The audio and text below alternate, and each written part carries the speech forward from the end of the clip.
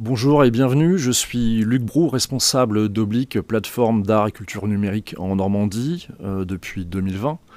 Oblique participe au projet Art, Bien-être, Cerveau, une rencontre essentielle portée par le Musée des Beaux-Arts de Caen et un ensemble de structures de recherche, l'Institut Blood and Brain Caen Normandie, Find, l'Absidé, Nîmes, le Grec et Cicéron, plateforme d'imagerie biomédicale, ainsi que l'Université de Caen-Normandie, le CHU de Caen-Normandie, dans le cadre millénaire 2025 de la ville de Caen. Art, bien-être, cerveau, une rencontre essentielle, fait l'objet de 3 thèses avec Raphaël Lemaire, Éléonore Mariette et Déborah Viglieri. Dans ce contexte de relations art et sciences, Oblique a pour mission de rendre compte de cette recherche sous différentes formes. Pour cela, nous avons réuni une équipe baptisée Medialab. Elle est composée de Khalifa Bellouza, de Sofiane Louail, Marilène Carr, Thomas Blanchet et Virginie Meignier. Khalifa, Sofiane et Marilène, qui sont avec nous, nous diront ce qu'ils font, comment et avec quelles intentions. Je vais commencer avec Khalifa. Est-ce que tu pourrais te présenter ? Bonjour, je suis donc Khalifa Bellouza. Je suis artiste, auteur, musicien et vidéaste dans ma vie. C'est ce que je fais. Okay. Sofiane, je te passe la parole pour nous dire également ce que tu fais. Eh bien, Sofiane Louail, je vis près de Caen et je suis freelance dans le conseil et la production audiovisuelle. Et toi, Marilène ? Journaliste indépendante à Caen, je travaille pour des médias régionaux et nationaux. J'ai aussi créé en Normandie le média associatif Grand Format, qui est un magazine en ligne de grands reportages et d'enquêtes en Normandie, et aussi une association d'éducation et médias. Et je réalise des documentaires sonores. Très bien. Dans la prochaine question, elle s'adresse à vous trois. Dans ce projet, que faites-vous et quelle est votre mission ? On va reprendre avec Marilène. Alors moi, je suis tout particulièrement les 3 doctorantes, Raphaël, Éléonore et Déborah, à qui j'ai proposé en fait de faire un documentaire sonore, une sorte de carnet de bord sonore, par l'intermédiaire de messages vocaux. Donc je leur envoie régulièrement des questions ou des thèmes à aborder et elles m'envoient des messages vocaux. D'accord. Et toi, Sofiane ? Eh ben moi, j'ai été sollicité plus simplement pour filmer les différentes étapes importantes du projet et puis aussi des interviews, plutôt pour documenter l'action, voilà. Tu as également une autre fonction qui est celle de la post-production. Est-ce que tu pourrais nous expliquer en 2 mots en quoi consiste la post-production dans un projet audiovisuel qui intègre le son, l'image et puis également d'autres dimensions artistiques ? Et donc effectivement, je suis aussi en charge de ce qu'on appelle la post-prod, donc plus simplement, on pourrait parler de montage. C'est tout ce qui se passe après les tournages et avant la diffusion des films, des vidéos. Et donc, effectivement, ça comprend le montage à proprement parler et puis le traitement du son, de la colorimétrie, enfin, du motion design, l'ajout de titres, etc. Tout ça pour arriver au bout du projet, quand nous y serons, à des objets à regarder ou à entendre qui sont diffusables. Voilà, c'est ça. D'accord. Khalifa ? Oui, au sein de ce projet, ouais. Eh bien, j'ai été sollicité pour coordonner ce que vient d'évoquer Sofiane. C'est-à-dire que, avec quelques compétences en vidéo, pour savoir de quoi on parle, on m'a demandé de réunir une équipe et de faciliter la communication de cette équipe, donc qui Sofiane, Marilène, Thomas aussi qui est cadreur sur ce projet, qui réalise plus un documentaire, en tout cas un objet off. Et donc donner des rendez-vous, m'assurer que sur le plan technique, tout ce dont on a besoin est fonctionnel, est présent sur le site. Et puis, comme l'intitulé l'indique, chargé de coordination, c'est de coordonner tout cela en référence avec toi, Luc. Mais il s'agit aussi d'arriver à une cohérence esthétique. C'est-à-dire que chacun est autonome dans ce qu'il a à faire, mais c'est qu'au bout du compte, quand on rendra compte de cette recherche, qu'on ait un ensemble qui soit cohérent pour le public et dans ce qu'on raconte. Tout à fait, il y a cette donne, il y a cette donnée qui est d'optimiser en fait à travers cette coordination une forme de cohérence. Je ne sais pas si je parlerais de cohérence, alors il y a une cohérence technique, purement dans les fichiers qu'on va se transmettre, dans la manière d'enregistrer les audios, évidemment, parce que ça répond à des règles auxquelles on ne peut pas échapper. Après, d'un point de vue artistique, le chemin s'est construit sous nos pieds, et on ne peut pas encore, à l'heure actuelle, définir l'objet qui en sortira. Voilà. En revanche, ça viendra rendre compte, en tout cas mettre en valeur, le travail qui est effectué par ces chercheurs. On reparlera de ça ultérieurement, mais à titre personnel, et là je vais reposer la question à chacun d'entre vous, qu'est-ce que vous attendez de ce projet ? On va reprendre avec toi, Khalifa. Ce que j'attends de ce projet, alors c'est un peu comme tous les projets dans lesquels moi, de manière globale, je m'inscris.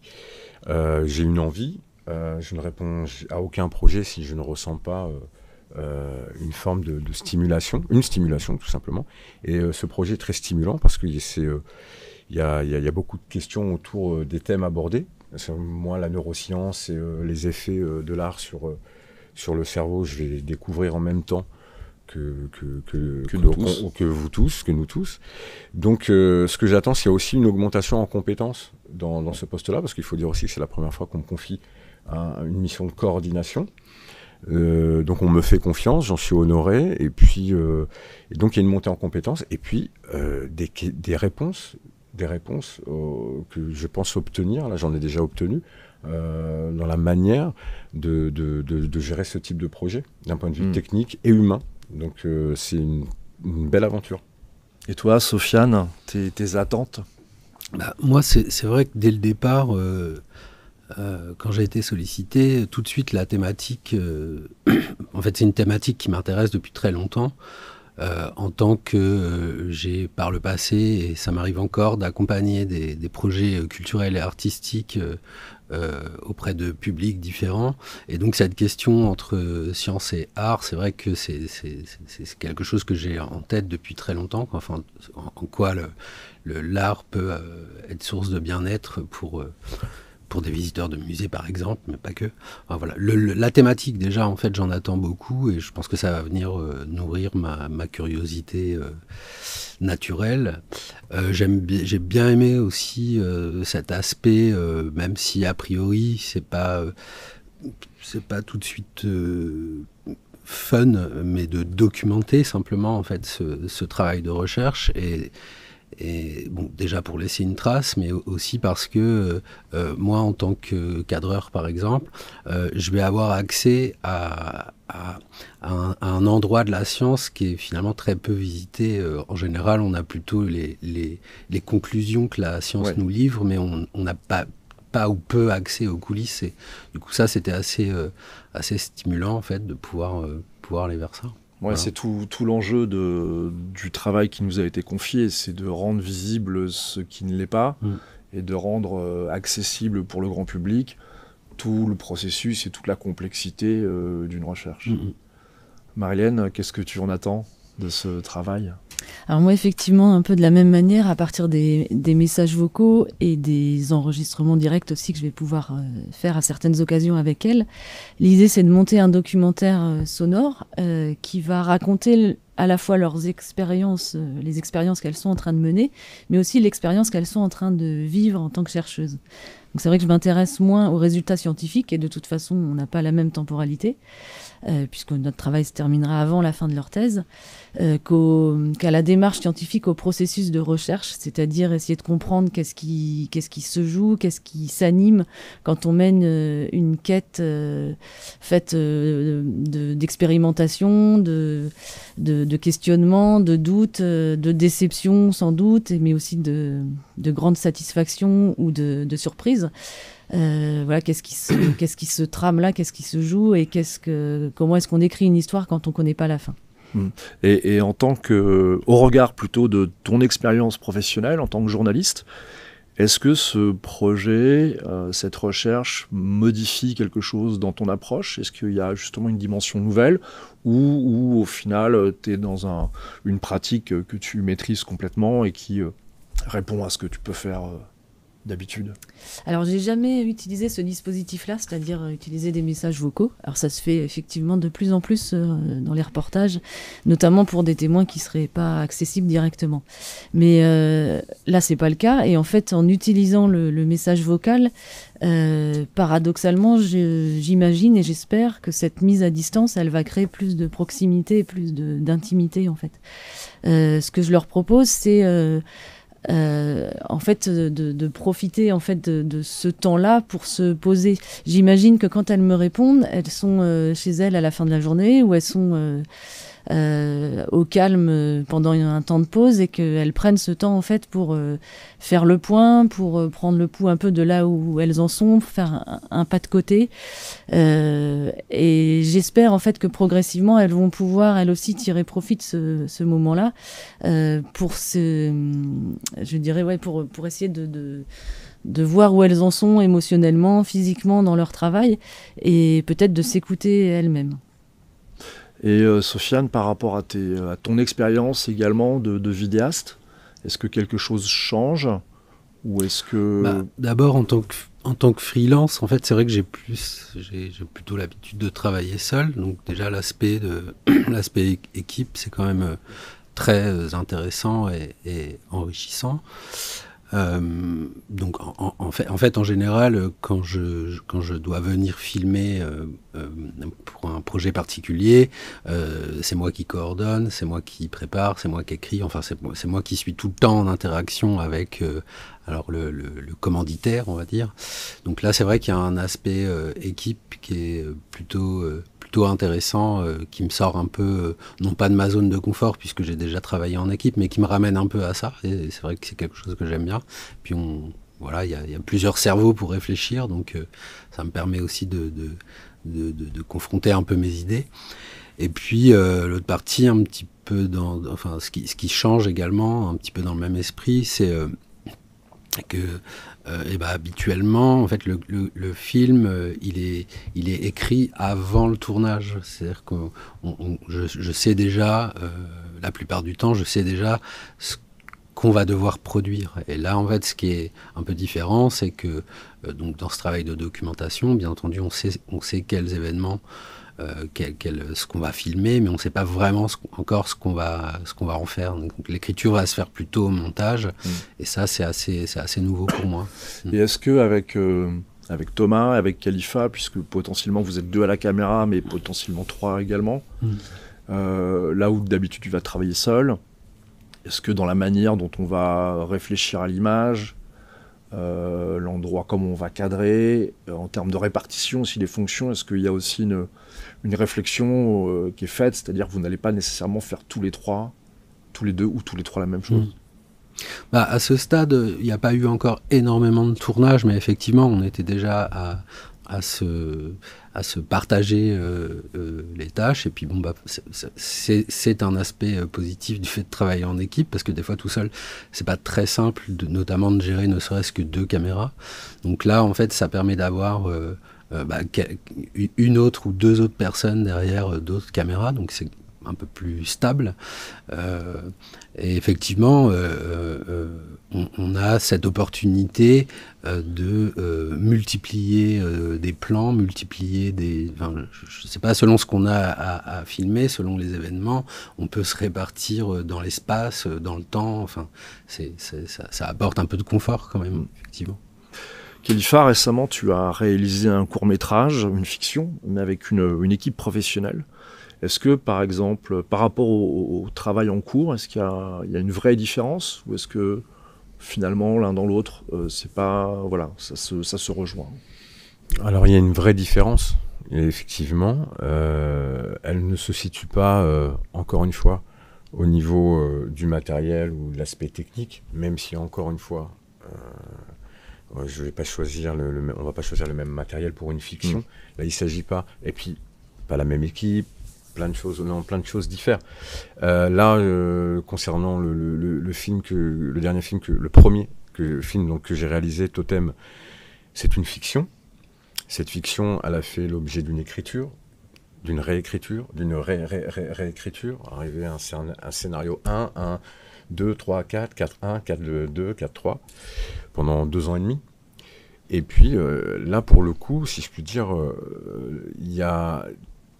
on va jusqu'à, j'ai été jusqu'à dessiner, faire un storyboard. Le storyboard étant encore différent du découpage. On a travaillé sur sur l'implantation de chaque scène, des caméras et tout. Donc c'est différent. Et puis on va solliciter des comédiens. Et puis on vient au service très égocentrique, hein, c'est pas un gros mot, mais d'un réalisateur, d'un narrateur. Donc là, pour le coup, on n'est pas du tout dans cette configuration. C'est pas de la fiction. On va essayer de se rapprocher au plus près de la réalité à laquelle on est confronté, quand bien même, je pense, et ça c'est personnel, à partir du moment où il y a une translation, c'est-à-dire qu'on filme quelque chose, c'est déjà plus la réalité, que ce soit un documentaire ou une fiction. Voilà, mais là, il y a une tentative de se rapprocher au plus près. Concernant l'équipe qui filme quoi, et est-ce qu'on va être meilleur en ayant plus de cadreurs? Je crois pas, je m'en suis rendu compte, en tout cas avec le temps. C'est-à-dire qu'en fait, Sofiane son potentiel, c'est de pouvoir écouter justement et nous renvoyer aussi ce que lui, il en pense. Et l'important, c'est l'échange, c'est ce carrefour-là, l'échange d'idées et de réflexions. Après, on se rend vite compte qu'avoir plusieurs types de fichiers, en plus, si moi, à un moment donné, je vais moins bien cadrer, moins bien filmer, ça va pas être forcément homogène et puis qualitatif. C'est-à-dire qu'on va très souvent remettre à Sofiane la finalité, et il va être très ouvert à dire passe-moi tes fichiers ou machin. Mais c'est pas plus on a de caméras, mieux on filme. Non. Et moi, j'entrevois là, et justement, ça fait partie du calage où on a optimisé, on s'est assuré d'être plusieurs cadreurs. Bon, voilà. Et puis notre force, c'est de s'écouter en fait, parce qu'après, très rapidement, on se retrouve avec un cadreur principal qui est Sofiane, et un monteur en post-prod qui est complètement ouvert à ce qu'on lui amène des fichiers complètement biscornus et à travailler dessus et voir ce qu'on peut faire avec, d'un point de vue poétique, après, plus dans la narration. Alors, il y a un point, moi, qui me paraît important, c'est que pour autant, on a quand même une écriture, c'est-à-dire qu'on est dans un cadre très particulier où on documente une recherche, et finalement, nous-mêmes, nous nous plaçons dans une situation de recherche, c'est-à-dire qu'on ne sait pas à l'avance ce que l'on va faire, on se cale sur le rythme de la recherche, et en même temps que la recherche se fait, nous-mêmes, nous réfléchissons à la manière de traiter l'ensemble de ces informations-là. Mais pour que tout ça puisse être cohérent au final, on peut peut-être parler du choix que l'on a fait, l'axe de travail, ce qu'on pourrait appeler le fil rouge, par rapport aux 3 doctorantes, Raphaël, Éléonore et Déborah. Si tu veux en dire un mot. Effectivement, depuis tout à l'heure, pour pas que nos auditeurs, nos spectateurs se méprennent, on parle il n'y a pas d'écriture, pas encore. En fait, si, il y a une écriture. Elle ne se déroule pas de la même manière, de manière habituelle, c'est-à-dire poser chaque scène. On essaie déjà de comprendre le sujet qu'on aborde.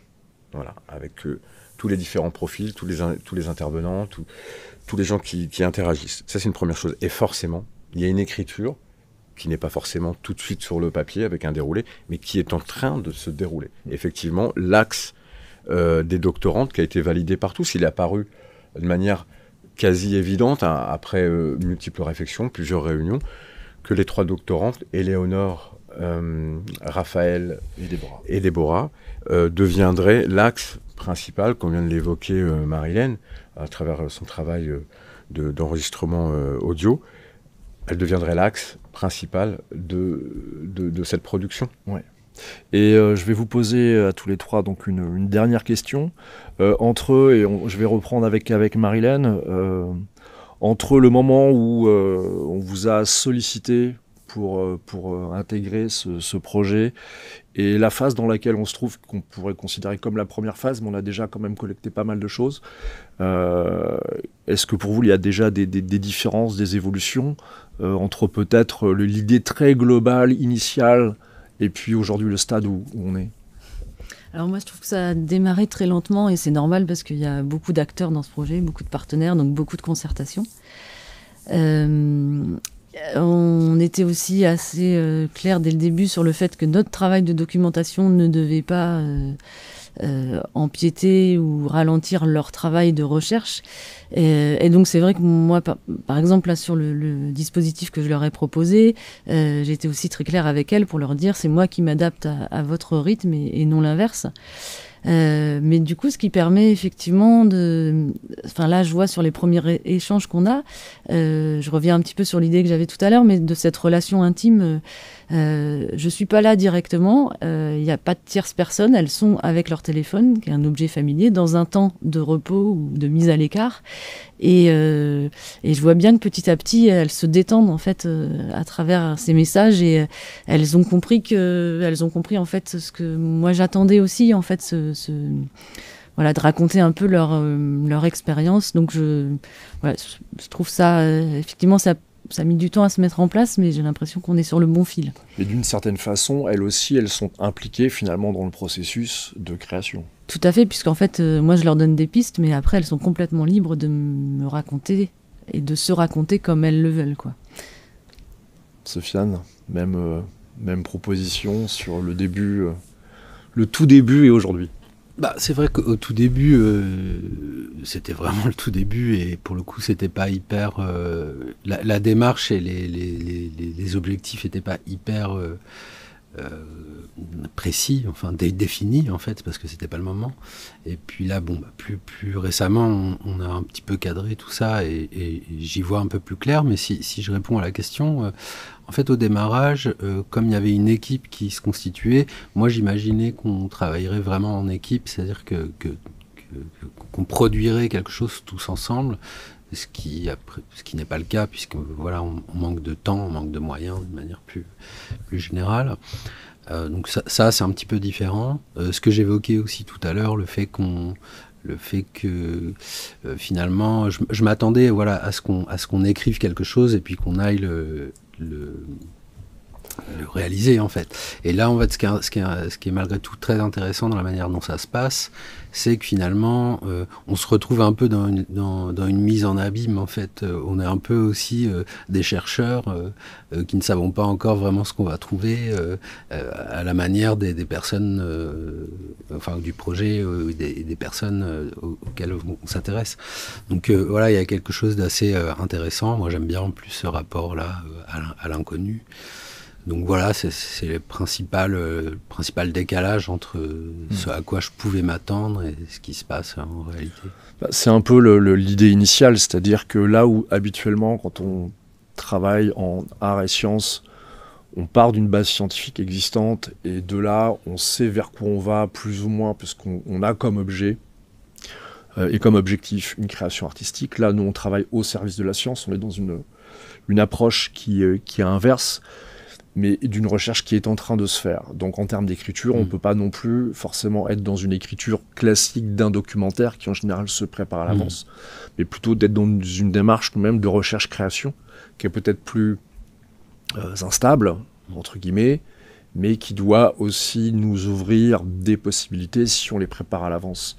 Et il y a déjà eu, Khalifa, on peut peut-être en parler, un travail préalable. Les images que l'on voit derrière nous, c'est un travail qui a été fait également au Musée des Beaux-Arts de Caen, avec un premier travail qui était essentiel de rencontres et d'interviews avec les 3 doctorants. Tout à fait, oui. À partir du moment où on a validé cet axe-là, ensemble, c'est-à-dire l'axe, le suivi des trois doctorantes, eh bien, on a décidé de fixer des rendez-vous et de produire 3 interviews, tout simplement, très classique en tout cas, dans le format, c'est-à-dire un face-à-face animé par Marilène, au sein du Musée des Beaux-Arts, qui est l'un des partenaires, au cœur du Musée des Beaux-Arts, filmé, cadré, monté par Sofiane et Thomas. Donc c'est un premier axe qui, comme je le disais tout à l'heure, qui a permis de révéler un début d'écriture. Et cet axe-là nous a conforté, en tout cas pour ma part, dans l'intérêt d'aller vers ces 3 jeunes femmes et d'avoir un côté intimiste à travers le procédé de Marilène, et nous de proposer quelque chose, non pas de plus classique, mais en tout cas d'un point de départ qui va nous amener aussi à interviewer et à rencontrer les autres intervenants, tels que Denis Vivien. Elles sont très nombreux. Ils sont très nombreux, très nombreux. Principaux, on va pas tous les citer, mais on va aller à leur rencontre dans des endroits pas forcément scientifiques, pas forcément aller filmer dans des labos. Le but, je le rappelle, n'est pas d'apporter des réponses ou de créer un tutoriel sur comment on organise un protocole. Et ce qu'on découvre, il ne s'agit pas de proposer aux gens d'en savoir plus sur la recherche en neurosciences. Non, on suit une recherche collectivement et on le fait avec notre regard pour que ça puisse s'adresser au grand public. Ouais. Voilà. Je vous remercie, et pour conclure, juste quelques mots pour dire que évidemment cette recherche elle va se poursuivre au-delà de l'année 2025, mais d'ici là nous présenterons différentes interventions publiques qui commenceront dès septembre prochain, et puis d'autres rendez-vous notamment dans le cadre de la Fête de la Science, et tout cela aboutira d'une part à une exposition au Musée des Beaux-Arts en octobre 2025, et puis de préciser également qu'en plus du site de chaque structure et des sites web du millénaire, nous allons créer un site dédié véritablement pour diffuser en ligne toute la production qui aura été collectée, un site qui sera réalisé par Alice Réveillez, et ce sera la vitrine des productions du Media Lab. En vous remerciant. Au revoir.